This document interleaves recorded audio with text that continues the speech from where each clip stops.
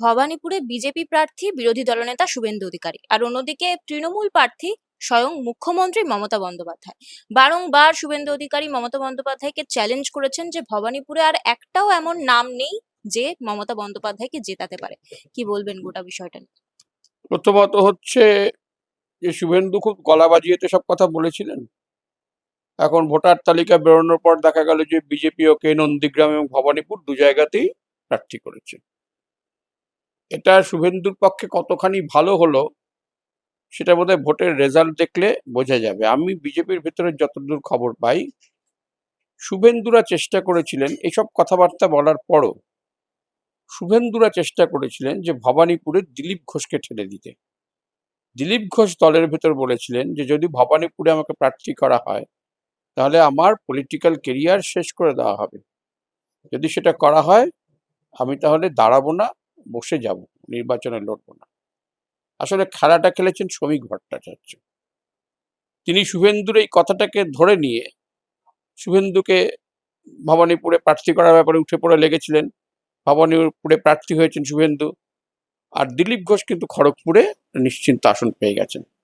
ভবানীপুরটা নিশ্চিন্ত আসন নয়, এটা শুভেন্দু খুব ভালো করেই জানেন। উনি ভেবেছিলেন এসব কথাবার্তা বলবো কিন্তু হয়তো শেষ পর্যন্ত আমাকে ভবানীপুরে পার্টি দেবে না, কিন্তু শ্রমিক আসল খেলাটা খেলে দিলেন। এখন নন্দীগ্রামটাও কিন্তু পবিত্র কর দাঁড়ানোর পর শুভেন্দুর কাছে আনসার্টেন হয়ে গেছে। এখন এই ভোটের 4 তারিখে বোঝা যাবে যে শুভেন্দুর হয়তো আম ছালা দুটোই যাবে এবং রাজনৈতিক কেরিয়ার শেষ হয়ে যাবে শুভেন্দুর। ভবানীপুরে যতই নাম বাদ দিক, ভবানীপুরের মানুষের, ভোটারদের মমতা বন্দ্যোপাধ্যায়ের প্রতি একটা অদ্ভুত আবেগ আছে। সেই আবেগটা কিন্তু শুভেন্দু কেড়ে নিতে পারবেন না। আর আমি একটা কথা আপনাদের বলি, এই ভোট সংক্রান্ত কিছু কাজ করতে গিয়ে আমি দেখেছি যে এবার এই 2026-এর নির্বাচনে সমস্ত ইস্যু সরে গিয়ে এসআইআর হচ্ছে আসল ইস্যু, এবং এই ইস্যুতে হাওয়াটা কিন্তু বিজেপির থেকে সম্পূর্ণ ঘুরে গেছে, তৃণমূলের দিকে চলে গেছে। সেই হাওয়ায় নির্বাচন হবে।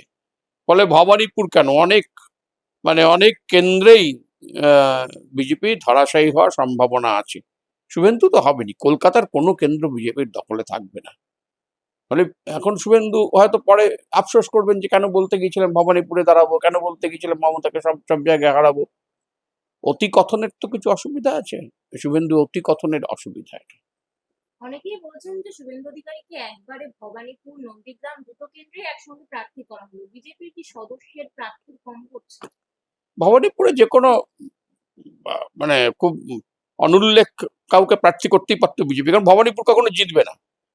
এখন শুভেন্দুকে প্রার্থী করার পেছনে ওদের ভেতরে রাজনীতি কাজ করেছিল, আমি পরিষ্কার বলছি। এর ভেতরে যে মমতা বন্দ্যোপাধ্যায়কে আটকে রাখবো অমুক তমুক কিচ্ছু না, শুভেন্দু আটকা পড়ে যাবে। শুভেন্দুর কাছে এখন প্রেস্টিজ, নন্দীগ্রাম জিতবো না ভবানীপুর জিতবো, দু জায়গায় তো সমানভাবে তাকে আটকে দিল। ফলে এইটার পেছনে কোনো বিজেপির অন্য কোনো হিসেব কাজ করেনি। বিজেপির অভ্যন্তরীণ রাজনীতিতে শুভেন্দু ভবানীপুরে প্রার্থী হয়েছেন। আপনার কি মনে হয় নন্দীগ্রাম না ভবানীপুর, শুভেন্দু অধিকারীর গড়টা কোথায় শক্ত? শুভেন্দু নন্দীগ্রামে গড়টা শক্ত ছিল, যে কারণে শুভেন্দু ক্যান্ডিডেট হওয়ার পরেও কিন্তু বলেছিলেন যে নন্দীগ্রাম আমার আসল জায়গা। ভবানীপুরে কিছু নেই বিজেপির, কিচ্ছু নেই। কিছু ভোটারকে বাদ দিয়ে যদি ভাবে যে আমি ভোটে জিতে যাব, এর চেয়ে মূর্খামি আর কিছু হয় না। ভবানীপুরে বিজেপির কিছু নেই। ওরা বিএলএ দিতে পারে না, সেখানে ভোটে জিতবে? খোঁজ দিন, ভবানীপুরে তো বিএলএ দিতে পারেনি ওরা, আর ভোটে জিতবে কি করে, আশা কি করে করে ওরা? অন্যদিকে সজল ঘোষ, তিনি বরানগর থেকে ভোটে দাঁড়িয়েছেন এবং তিনি আজকে মন্তব্য করেছেন যে তিনি 100% গ্যারেন্টি দিয়ে বলছেন তিনিই জিতবেন। এসব কথা ভোটে দাঁড়ালে বলতে হয়, সবাই বলে। অমিত শাহ বলেছিলেন 200 পার করে দেবো, তো হয়নি কিছু। বলে সজল ঘোষ বলেছেন, বলতেই পারেন। এখন মুশকিল হচ্ছে এবারের ইলেকশনটা হচ্ছে এসআইআর এর উপর, ওটা ইস্যু এসআইআর, অন্য কিছু কিন্তু ইস্যু নয়। এখন এসআইআর যখনই ইস্যু হয়েছে তখনই কিন্তু বিজেপির দিক থেকে মানুষের সহানুভূতিটা সরে গেছে। এখন বরানগর তো পশ্চিমবঙ্গের বাইরে নয়, বরানগরের বহু মানুষকে এসআইআর এর লাইনে দাঁড়াতে হয়েছে। কিছু তো শোনা যাচ্ছে যে 20 লাখ নাকি ইতিমধ্যে তার একটা ফয়সালা হয়ে গেছে। তো এই সপ্তাহে একটা ওই সাপ্লিমেন্টারি লিস্ট বেরোবে, দেখা যাক সেটা কতটা কি বেরোয়, বা ভোটের আগের দিন অব্দি বলা যাচ্ছে ভোট দেওয়া যাবে। ফলে মনে হয় না 60 লাখ মানুষই বাদ যাবেন, তার থেকে অনেকটাই কমে যাবে মনে হয়। তবে সেই প্রসঙ্গে একটা কথা বলি, যেটা করেছে নির্বাচন কমিশন, এই যে একটা অর্ধসমাপ্ত ভোটার তালিকা, মানে এতগুলো মানুষের তারা ভোট দিতে পারবেন কি পারবেন না সেটা ঠিক নেই, তাদের কোনো মানে তাদের ভোটাধিকারের ব্যাপারটাই অনিশ্চিত। এইরকম অবস্থায় রেখে যদি ভোটে যায় নির্বাচন কমিশন, এটা পৃথিবীর কোথাও হয় না। একটা অর্ধসমাপ্ত ভোটার তালিকা নিয়ে ভোট পৃথিবীর কোনো দেশে হয়নি। অদ্ভুত এই ব্যাপারটা জ্ঞানেশ কুমার এখানে করলেন। মানে উনি হচ্ছে মানে গণতান্ত্রিক কোনো বিষয়কেই উনি গুরুত্ব দিতে চান না। নিজের খামখেয়ালিপনা বিজেপিকে খুশি করার জন্য যা ইচ্ছা তাই করছেন।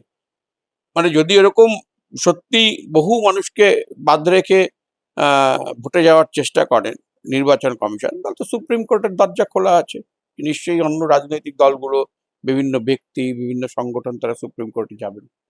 ব্রিগেডের মাঠে বিজেপিকে বারবার বলতে শোনা যাচ্ছে, ব্রিগেডের মাঠে বিজেপির এত সমর্থন দেখে তৃণমূল নাকি ভয় পেয়েছে। বিহার, ঝাড়খণ্ড, উড়িষ্যা থেকে লোক এনে, এটা সবাই দেখেছে, ওইসব রাজ্যের আহ, বাস এসছিল, তাদের নাম্বার প্লেট থেকে বোঝা গেছে। তো এখন বিহার, ঝাড়খণ্ড, উড়িষ্যা থেকে লোক এনে ব্রিগেড ভরিয়ে যদি বিজেপি ভাবে তৃণমূলকে ভয় দেখিয়েছে, মানে মানে নানা রকম ভ্রান্তিতে ভোগে আসলে বিজেপি। দেখুন, তার পরদিন মমতা বন্দ্যোপাধ্যায় একটা করেছেন, মিছিল করেছেন। সে মিছিলে কিন্তু শুধু কলকাতার লোক ছিল এবং পার্শ্ববর্তী অনেক, তাতে যা লোক ছিল সেটা তো মনে হচ্ছে ব্রিগেডের থেকে বেশি লোক ছিল। এই যে গ্যাসের সংকট নির্বাচনের আগে, এটা কি প্রভাব ফেলবে মনে হয়? হ্যাঁ, ভীষণ প্রভাব ফেলেছে তো।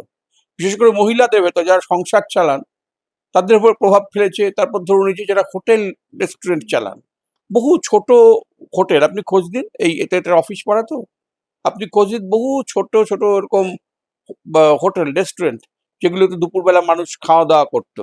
হ্যাঁ, সস্তার হোটেল, সেখানে মানুষ খাওয়া দাওয়া করতো দুপুরবেলা, অফিস পাড়ায় বিভিন্ন জায়গায়। সেই সব হোটেলগুলো বন্ধ হয়ে গেছে। ট্যুরিজমের খুব ক্ষতি হচ্ছে এতে। হ্যাঁ, আমি এইখানেই বলছি আপনার এই পুরনো এই অঞ্চলটায় বহু পুরনো চীনা রেস্তোরাঁ আছে। কালকে আমি খোঁজ করছিলাম, এখানে সব চীনা রেস্তোরাঁগুলো কিন্তু এখন বন্ধ। খোঁজ নিন, এই গ্যাসের অভাবে তারা কাজ করতে পারছে না। তারপর ধরুন মিড ডে মিল অসুবিধা হয়ে যাচ্ছে। হ্যাঁ, এগুলো তো এফেক্ট ফেলে তো মানুষের মধ্যে। এবং মানুষ কিন্তু এটা বুঝতে পারছে যে কেন্দ্র সরকারের অপদার্থতা এবং কেন্দ্র সরকারের মানে অপরিণামদর্শিতার ফল ভোগ করতে হচ্ছে সাধারণ মানুষকে। এই বারবার মানে এর আগে নোটবন্দির লাইনে দাঁড় করিয়েছে, এসআইআর এর লাইনে দাঁড় করিয়েছে, এবার গ্যাসের লাইনে দাঁড় করাচ্ছে। মানুষ খেপবে না? মানুষ তো খেপবে, বিশেষ করে মহিলারা তো প্রচন্ড ক্ষুব্ধ।